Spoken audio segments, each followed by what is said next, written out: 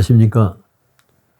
저는 시대를 뛰어넘는 한국 연극사를 말씀드릴 유민영입니다. 오늘 마지막은 우리 근대의 주류라고 할 수 있는 정극이라고 하기도 하고 정통 신극. 이건 서양 연극을 받아들여서 우리식으로 해오는 거. 이걸 이제 오늘 말씀드리는 겁니다. 개학 이후에 우리나라 젊은이들이 배워야 한다는 그런 인력으로 유학들 많이 가죠. 주로 일본에 많이 유학을 가게 됩니다. 그래서 가장 처음에 가서 연극을 배운 사람이 현철이라는 분인데, 그 양반이 1910년대에 일본 유학 가서 시마무라 호케스라고 그 양반 밑에 가서 이제 서양 연극을 좀 배웁니다. 그리고 와서 새로운 연극하려면 연극인이 있어야 한다 해서 조선 배우학교를 만들어요. 이제 연기, 연출, 희곡, 이론, 하다못해 분장, 하고 화장, 의상, 전부 이 사람이 다 가르칠 정도로, 그때 당시 그런 거 아는 사람이 없었으니까.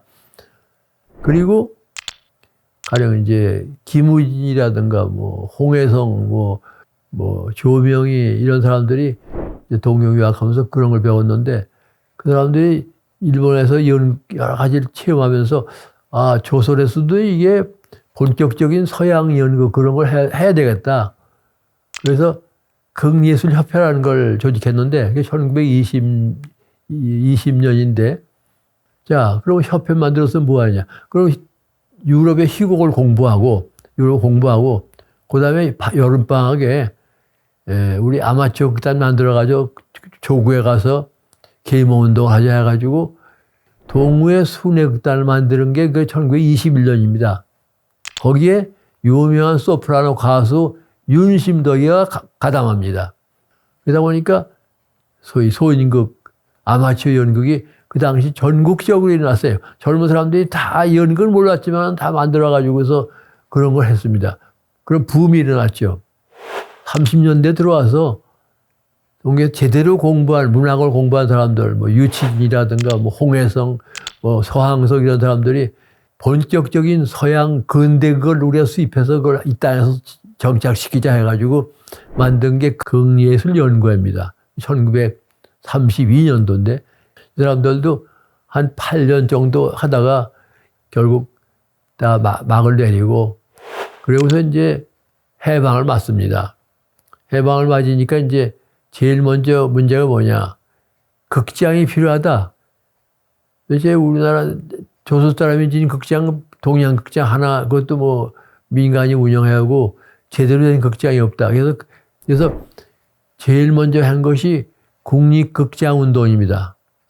그래서 그게 정부 수립과 함께 그다음에 안호상 문교부 장관 도움으로 국립극장 설치가 돼서 그 안에 신극협의회라는 걸 두자. 그 신극협의회 약자가 신협이죠.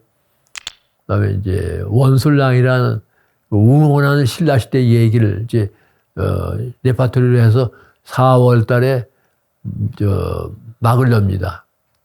그래가지고 한 2회, 3회 하는데 인산이네예요. 관계. 그 당시 서울이 100만 조금 넘은 것 같은데, 한 열흘 동안에 그냥 수만 명을 동원하는 정도로 폭발적으로 관객이 모였습니다.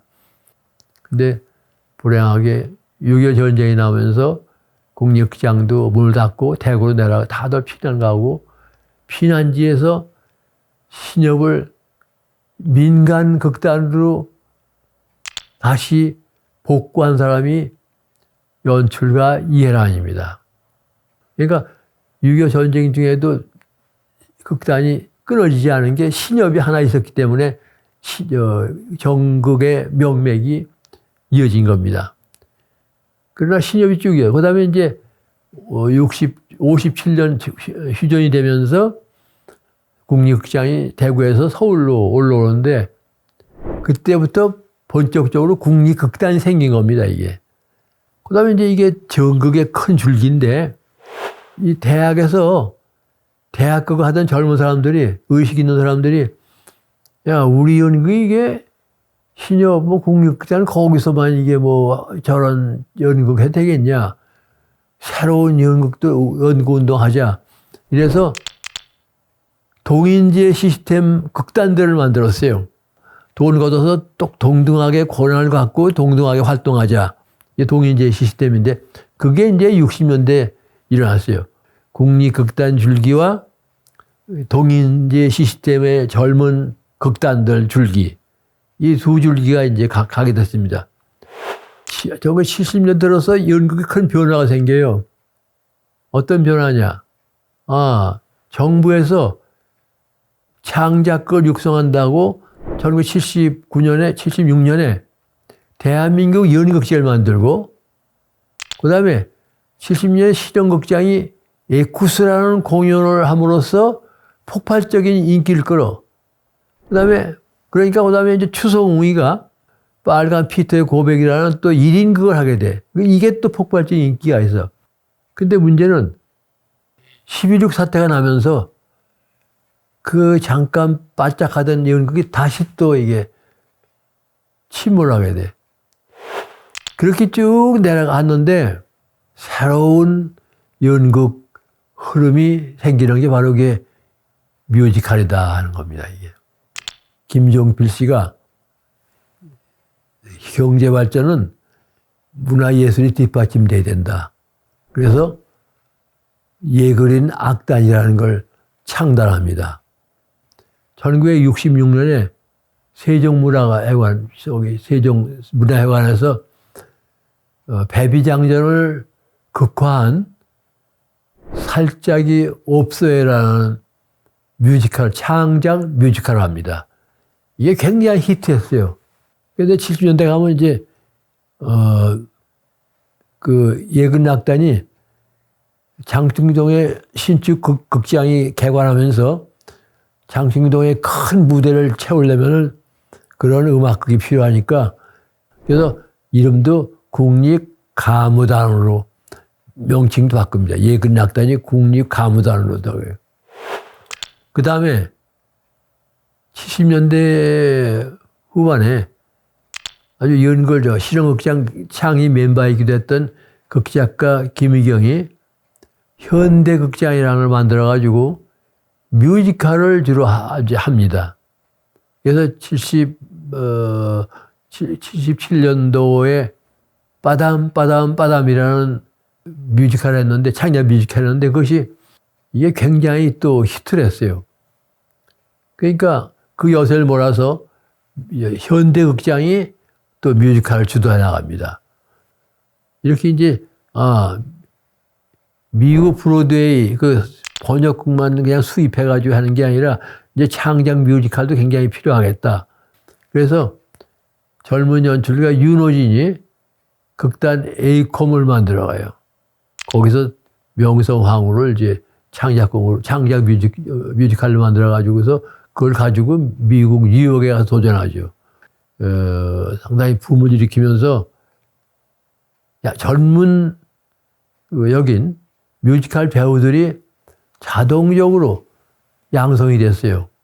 그래서 80년, 90년대쯤 가면은 당장 극단에 투입할 수 있는 뮤지컬 배우들이 대략 한 1,500명 된다고 그러는데, 근데 문제는 설도윤 주도로 그 오페라의 유령을 이제 데려온 것이 이제 문제인데, 그거를 100억을 들여서 들어갔단 말이에요. 꽤 많은 사람들이 과연 100억을 뽑을 수 있을까? 다들 걱정했어. 근데 결과는 192억이라는 돈을 걷어들였어요. 그래서 성공했단 말이야. 그러니까 이제 어떤 현상이 나타나느냐. 여기저기 뮤지컬 제작사들이 생기는 거야. 그게 10개, 20개 해가지고 나중엔 한 100여 개 가까이 된다고 그러는 거예요. 뮤지컬 제작사들이. 그러니까 그 다음에 어땠냐. 경쟁은 어떻게 하느냐. 주인공에게 굉장히 많은 거액의 출연료를 줘야 돼. 이게 출연료가 엄청 하니까 이게 그걸 감당할 수가 없어. 제작사가. 입장료가 비싸져야 되는 거예요. 그렇죠? 자동적으로. 그러니까 이게 지나치게 많이 뛰어드는 제작사, 또 그 경쟁을 위해서 주연급에게 막대한 거금의 출연료를 줘야 되는 그런 또 출연, 이런 여러 가지로 이게 해서 뮤지컬이 상당히 어렵게 된다. 직업으로서는 됐지만은 이게 한국 근대 연극사가 이제 한 100년 넘었는데 자본도 들어가고 기업에서 자본도 들어가고 그래서 여러 가지 적어도 뮤지컬에 아마 1년에 한 4천억 건 정도의 시장이다. 그러면 하나 이게 산업이야 거의. 이게 문화 산업이 된 건데 산업이 되려면 그 기반 자체가 탄탄해야 되는데 기반은 상당히 무르다 이게.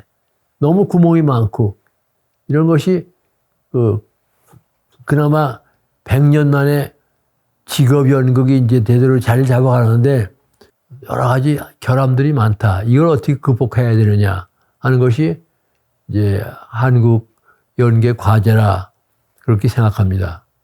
그동안 감사했습니다.